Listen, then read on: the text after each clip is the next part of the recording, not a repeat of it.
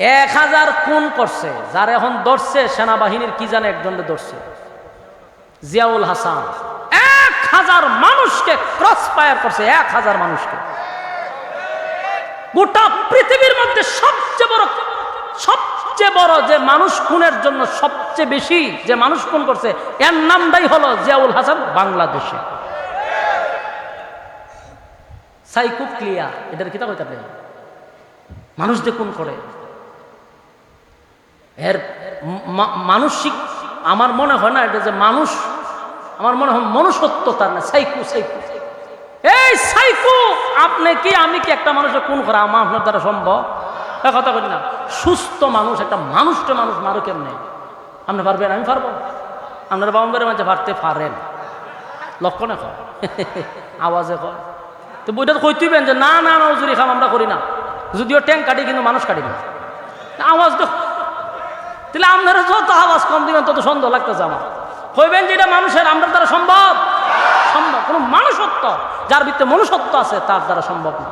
কিভাবে পারলো 1000 মানুষকে গুলি করছে? দেখেন অ্যাডভোকেটরা বলে, তার কাছ থেকে যখন জবানবন্দি নিচ্ছে, সে কি বলে জানেন? হয় গুলি করার পরে যে রক্তটা হাতে লাগে এটা বলে তার খুব ভালো লাগতো। সে কি মানুষ না জানোয়ার? এই জানোয়ার 1000 মানুষকে হত্যা করছে বাংলাদেশে। যদি ফ্যাসিস্ট না যাইত তাহলে তার সম্মান কত উপরে। সে যে কোন করছে এটা কি সরকার তার ধরছে? কারণ সরকারের অধীনে থেকে কাজটা করছে। সর্বনাশ। তাহলে বাংলাদেশে জুরা কোন পরে আপনার ডাবল কোন হইরাও যাবিন পাইছিনি অতীতে। ওরে মাহবুদ আল্লাহ, এই কথাটা এরা জুড়ে করে মাইকের আওয়াজ কি ফ্যান্ডেলে যায়নি? আল্লাহ কি আপনারা জবান বন্ধ করে লিছে? দিমুনে দোয়া করে একটা যাবে বন্ধ হইয়া, তাহলে আওয়াজ দেন। এইরকম হইছিনি 100টা কোন করা যাবিন কিভাবে পায়? কারণ বড় ভাই আছে, ছোট ভাই আছে, বড় নেতা আছে, ছোট নেতা আছে। ফোন দিছে এটা আমার লোক, ছেড়ে দিছে। দুনিয়ার জমিনে অপরাধ করার পরে তারে ধরার পরে বড় ভাই ফোন দেয়, ছোট ভাই ফোন দেয়, অমুকে ফোন দেয়, তমুকে ফোন দেয়, আমার দলের লোক। সাথে সাথে তার জামিন হয়। আর নির্দোষ আলেমরা বছরের পর বছর জেলে থাকার পরেও জামিন হয় না, নির্দোষের জামিন হয় না। আর ওই সমস্ত খুনিদেরকে মানুষ জেলখানায় নিয়েও এসির ভিতরে ঢুকায় রাখছে। যুবক ভাইরা আমার, যেটা বুঝাইতে চাইছিলাম, দুনিয়ার এই জমিনে অপরাধ করলে বাঁচার সুযোগ আছে। বড় ভাই ছোট ভাই আছে, বাঁচন যায়। কিন্তু যদি আল্লাহর আদালতে আমি আপনি ধরা পড়ি, বাঁচাইবার কেউ আছে? উপায় নাই। দুনিয়ার আদালতে যদি ধরা পড়ি তাহলে বাঁচার সুযোগ আছে রে। কিন্তু আল্লাহর আদালতে যদি ধরা পড়ি, কেউ নাই, বাঁচার কোনো সুযোগ নাই। কেউ আমাদের জন্য সুপারিশ করার সাহসও পাবে না। এই কথাটা আমার না, আল্লাহ নিজে বলছেন, ইয়াউমা ইয়াফিরুল মারউ মিন আখিহি ওয়া উম্মিহি ওয়া আবি ওয়া সাহিবাতিহি ওয়া বানি। আল্লাহ বলেন, মা তার সন্তানের পরিচয় দিবে না, বাবা তার সন্তানের পরিচয় দিবে না। এই বালা করে শুনেন, আশেকে রাসূল চতুর্দিকে সব আশেকে রাসূল বই রয়েছে, মনোযোগ দিয়ে শুনবেন। আল্লাহ বলেন, মা তার সন্তানের পরিচয় দেয় না।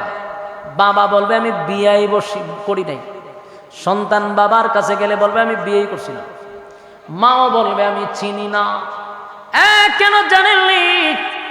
যদি সন্তান আমার কাছে একটা নেকি চায়, তাহলে আমি কোথা থেকে রে একটা নেকি দিব? তাই মা সন্তানকে ভালো করে চিনার পরেও বলবে আমি চিনি না। এখন আমার এই আয়াতের অর্থ বলেন, আল্লাহ কি কইছে? ওয়া উম্মিহি ওয়া আবি, মা এবং বাবা কেউ কারো হবে না। কথা বল না দি? তাহলে মার থেকে কি মাসিরা দূর বেশি? যেই সমস্ত পীরেরা বলে হাসরের মাঠে আমরা আছি, হয়নি? আল্লাহ কত ভিডিও দেখামো আপনারা রে, প্রমাণ চান আমি দেখামো বইয়া। ডাইরেক্ট কয় হাসরের মাঠে সুপারিশের জন্য টেনশন নাই, আমরা আছি। ডাইরেক্ট কয়। এখন প্রশ্ন হলো, আল্লাহ কোরআনে বলতেছে মা বাবা পর্যন্ত সন্তান কেউ অস্বীকার করবে, আর তুই ডিম খাওয়া, ছাগল খাওয়া, গরু খাওয়া ফির হয় তোর সুপারিশ করবে। এরকম আশ্বাস দিয়া গ্রামের সরল সুজা মানুষকে মরিদ কইরা ঘরের ভিতরে আর কোনো মুরুগ রাখছে না, ছাগলও রাখছে না, সব খাই দিছে। এদেরকে বোঝায় টেনশন করিস না। আমি জানতে চাই ফিররে তোরে জাল্লা ইচ্ছা মতে বাইরে তুই হয়ে যাবি। মুরিদরে যদি বাইরায় খাঁচা খঞ্চি দিয়া, তে ফিররে বাইরিব জুতা দিয়া, কথা কেন? যুবক ভাইরা, কথাগুলি একটু দিলের কান লাগায় শুনেন। যদি কথার মধ্যে আপনার দলিল না থাকে সেই কথা গ্রহণ করবেন না। আল্লাহ নিজে বলছে কেউ কারো হবে না। এমন আরেকটা কথা শুনেন, আমার ডাইনে বামে উলামায়ে কেরাম বসা, একটা কথাও আমার মন গড়া না। আল্লাহ বলেন, আল্লাহর নবী নিজে সাহাবায়ে কেরামদেরকে বলছে, শুনো, আদম থেকে নিয়া ঈসা রূহুল্লাহ পর্যন্ত সমস্ত নবী রাসূল আমাদের আকীদা অনুযায়ী মাসুম। কথা হয় না? আমাদের আকীদা হলো সমস্ত নবীরা মাসুম, তাদের কোনো গুনাহ নাই। নবীদের গুনাহ আছে? নবীদের কোনো গুনাহ নাই। নবীরা মাসুম, নবীরা সারা। আর যারা আছে একেবারে আব্দুল কাদের জিলানী সহ, একেবারে সাহাবায়ে কেরাম সহ, তাদের গুনাহ আছে না নাই? নবীর আর গুনাহ নাই, মাসুম। আর ফির তো বহু পরে সাহাবায়ে কেরাম যারা দুনিয়াতে জান্নাতের সার্টিফিকেট পাইছে, এরারও গুনাহ ছিল। নবীর আর শুধু গুনাহ নাই।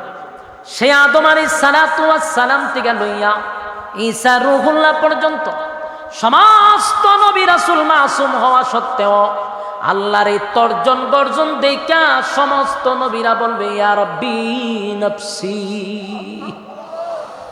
আমার যুবক ভাইরা, ইসরাফিল আলাইহিস সালাতু ওয়াস সালাম যখন তৃতীয় বাঁশি বাজায়া দিবে, মানুষগুলা কাদা মাটির নিচ থেকে উলঙ্গ অবস্থায় উঠে দাঁড়াবে। কথা বুঝতেছেন? যে আল্লাহ প্রথমবার আমাদেরকে সৃষ্টি করলো, সেই মালিক দ্বিতীয়বার আবার পুনরায় আমাদেরকে জীবিত করবে। কথা হয় না? সেদিন ইসরাফিলের সিংহার ফুকের আওয়াজে দ্বিতীয়বার সিংহায় ফুক দিলে মাটির নিচ থেকে, কাদা মাটির নিচ থেকে উলঙ্গ অবস্থায় মানুষগুলা আবার দাঁড়াবে। দাঁড়ানোর পরে মানুষ ছুটতে থাকবে হাসরের মাঠে। সেদিন হাসরের মাঠে একটা তর্জন গর্জন হবে, ভয়াবহ পরিস্থিতি হবে গো। সূর্যটা চলে আসবে একেবারে মাথার কাছে। যেই সূর্যের তাপ এখন বরদাস্ত করতে পারি না, সহ্য করতে পারি না। এখনকার রৌদ্র আমরা সহ্যই করতে পারি না। আর সেদিন সূর্যকে আল্লাহ বলবে, সূর্য রে, তোর মধ্যে আমি যত ক্ষমতা দিছিলাম সব ক্ষমতা আজকে প্রকাশ কর। সূর্য তার পূর্ণ শক্তি নিয়ে হাসরের মাঠে আসবে এবং মানুষের একেবারে কাছে চলে আসবে। মাথার মগজটা গলে গলে গলে গলে গলে গলে পড়বে। সেদিন আপনার মৃত্যু হবে না।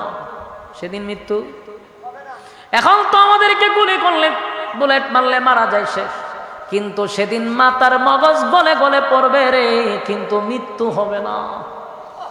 ভয়াবহ একটা পরিস্থিতি শুরু হবে, কেউ কারো হবে না, কেউ কারো হবে না। এই পরিস্থিতি দেখা ভয়ে আতঙ্কে মানুষ বছরের পর বছর নিচের দিকেই তাকাবে না। আম্মা জানা আয়েশা বলছিল রাসূলকে সেখান থেকে পাওয়া যায়। আল্লাহর পয়গম্বরকে বলছিল, নবী গো, হাসরের মাঠে কি সবাই উলঙ্গ থাকবে? বলো হ। আল্লাহর নবী, আমরা তো আপনার স্ত্রী নবীদের পয়গম্বর, তারাও কি উলঙ্গ থাকবে? বলে হ, সবাই। আম্মা জানা আয়েশা বলেন, আল্লাহর রাসূল, এটা তো লজ্জার ব্যাপার। আল্লাহর নবী বলেন, আয়েশা,